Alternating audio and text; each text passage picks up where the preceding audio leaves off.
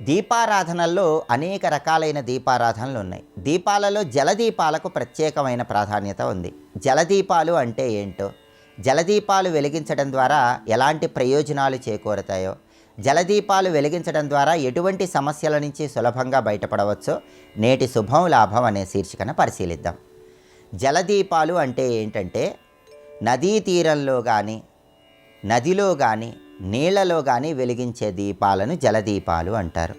ఈ జలదీపాలు ఎప్పుడైనా సరే సాయంకాలం 6:30 నుంచి 7 మధ్య ప్రాంతంలో వెలిగిస్తే ఉత్తమ ఫలితాలు కలుగుతాయి. ఈ జలదీపాలలో కూడా అనేక రకాలైన జలదీపాలు ఉన్నాయి. పుష్ప జలదీపం, పర్ణ జలదీపం, తీర జలదీపం, హారతి జలదీపం అని జలదీపాలు ప్రధానంగా 4 రకాలుగా చెప్పడం జరిగింది. వీటిలో మొట్టమొదటిది పుష్ప జలదీపం. పుష్ప జలదీపం అంటే ఏంటంటే, దేవీ దేవతల చిత్రపటాలకి పుష్పాలతో పూజ చేసిన తర్వాత ఆ పుష్పాల దొంతర ఒక పాత్రలాగా తయారు చేసి, అంటే దేవీ దేవతల చిత్రపటాలకు పూజ చేసిన పుష్పాలన్నీ కూడా ఒక పాత్రలాగా, ఒక ప్రమిదలాగా ఏర్పాటు చేసి దానిలో కర్పూరం ఉంచి వెలిగించి, లేదా ఆవు నెయ్యిలో ముంచిన ఒత్తులు వేసి వెలిగించి దాన్ని నీటిలో విడిచిపెడితే దీన్ని పుష్ప జలదీపం అనే పేరుతో పిలుస్తారు. ఈ పుష్ప జలదీపాన్ని వెలిగించటం వల్ల కలిగే ప్రయోజనం ఏంటంటే, మానసిక ప్రశాంతత కలుగుతుంది, అజ్ఞానం తొలగిపోయి జ్ఞానం చేకూరుతుంది. అంటే మేధాశక్తి పెంపొందటానికి, మానసిక ప్రశాంతత కలగటానికి పుష్ప జలదీపాలు విశేషంగా సహకరిస్తాయి. ఆ తర్వాత పర్ణ జలదీపాలు.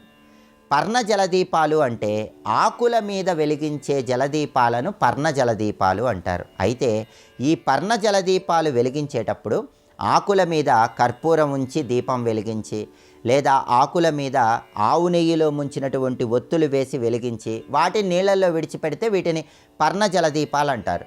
అయితే ఈ పర్ణ జలదీపాల్లో కొన్ని ప్రత్యేకమైన ఆకులకు మాత్రం ఆకుల మీద దీపం వెలిగించకూడదు. ఆకుల మీద ఒక మట్టి ప్రమిద ఉంచి దానిలో నూనె కానీ నెయ్యి కానీ పోసి ఒత్తులు వేసి దీపాన్ని వెలిగించి ఆ దీపాన్ని నదిలో విడిచిపెట్టాలి. అంతేగాని ప్రత్యేకమైన ఆకుల మీద కర్పూరం కానీ లేదా నెయ్యిలో ముంచినటువంటి ఒత్తిని కానీ వేసి దీపం వెలిగించరాదు. ఆ ఆకులు ఏంటంటే, మొట్టమొదటిది తమలపాకు, రెండవది రావి ఆకు, మూడవది మర్రి ఆకు, నాలుగవది మారేడు దళం, ఐదవది మోదుగ చెట్టు ఆకు. ఈ 5 మీద మాత్రం కర్పూరం ఉంచి వెలిగించటం, ఆవు నెయ్యిలో ముంచిన ఒత్తి వేసి వెలిగించడం చేయకూడదు. అంటే దీపం సెగ ఈ ఆకులకు తగలకూడదు.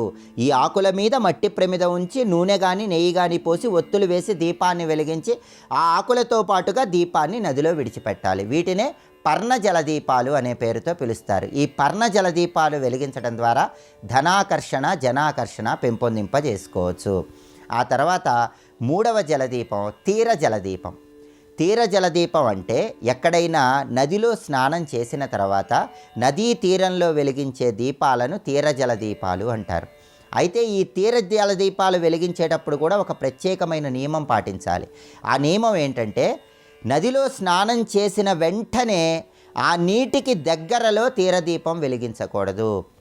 నదిలో దిగటానికి మెట్లు ఉంటే ఆ మెట్ల మీద తీరదీపం వెలిగించకూడదు.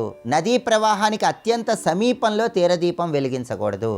ఆ నదీ ప్రవాహానికి బాగా దూరంగా వచ్చి మెట్లన్నీ ఎక్కి ఆ ఒడ్డు ప్రాంతంలో మాత్రమే తీరదీపాలు వెలిగించాలి. అంటే ప్రవాహానికి దగ్గరగా కానీ, నదిలో స్నానం చేయడానికి దిగే మెట్ల మీద కానీ తీరదీపాలు వెలిగించకూడదు. కొంచెం దూరంగా తీరదీపాలు వెలిగించాలి.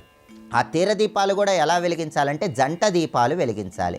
అంటే నదీ తీరంలో కొంచెం దూరంగా వచ్చి 2 మట్టి ప్రమిదల్లో నూనె కానీ నెయ్యి కానీ పోసి ఒత్తులు వేసి దీపాలు వెలిగించాలి. సాయంకాలం పూట ఇలా తీరదీపాలు వెలిగించడం ద్వారా ఆదాయ మార్గాలు పెంపొందింపజేసుకోవచ్చు, వృధా ఖర్చుల తీవ్రతను తగ్గింపజేసుకోవచ్చు. ఇక చివరగా హారతి జలదీపం. హారతి జలదీపం అంటే ఏంటంటే, ఏవైనా నదులకి సాయంకాలం పూట హారతి ఇస్తారు. గంగా హారతి, ఇలా ప్రత్యేకమైన నదులకి హారతులు ఇస్తారు. అలా నదులకు హారతి ఇచ్చిన తర్వాత ఆ నదీ పరిసర ప్రాంతాల్లో దీపాన్ని వెలిగిస్తే దాన్ని హారతి జలదీపాలు అంటారు. ఇలా నదీ హారతులు ఇచ్చిన తర్వాత ఆ నదీ తీరంలో దీపాలు వెలిగించుకోండి. నదులకు హారతి ఇవ్వండి. వీటినే హారతి దీపాలు అనే పేరుతో పిలుస్తారు. ఇలా జలదీపాలలో పుష్ప జలదీపాలు, పత్ర జలదీపాలు, తీర జలదీపాలు, హారతి జలదీపాలని 4 రకాలుగా సంప్రదాయంలో చెప్పారు. హారతి జలదీపాలు ఇవ్వటం ద్వారా అంటే నదులకు హారతి ఇచ్చిన తర్వాత ఆ హారతిని దర్శనం చేసుకోవటం, మీరే నదికి హారతి ఇచ్చి నదీ తీరంలో దీపం వెలిగించడం ద్వారా ఆర్థిక, ఆరోగ్య, కుటుంబ సమస్యలన్నిటి నుంచి సులభంగా బయటపడవచ్చు. ఇలా ప్రత్యేకమైన ప్రయోజనాల కోసం జలదీపాలు వెలిగించండి. సమస్త శుభ ఫలితాలను సిద్ధింపజేసుకోండి.